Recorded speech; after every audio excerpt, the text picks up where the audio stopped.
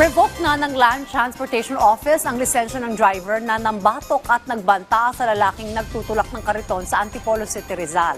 Ang KLTO Chief Assistant Secretary Marcos Lacanilao, nakuha na niya ang pahayag ng parehong panig at napag-alamang pinagalitan ng driver sa nag-viral na video ang mga tauhan niya bago bumiyahe.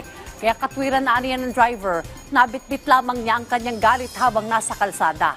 Bagamat humingi ito ng dispensa, tuloy pa rin ang aksyon ng LTO para i-revoke ang lisensya nito.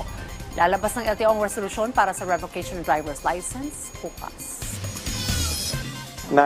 Nung makasalubong niya yung mag-ama, akala niya tinamaan yung sasakyan niya, hindi pala tinamaan, bumaba siya, pinagmumura niya yung mag-ama.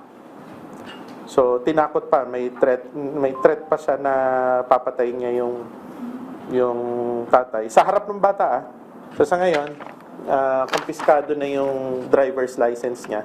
Pag napatunayan po natin, pwede po siyang ma-revoke or sa madaling salita, maban ang kanyang lisensya nung driver nung Hilux.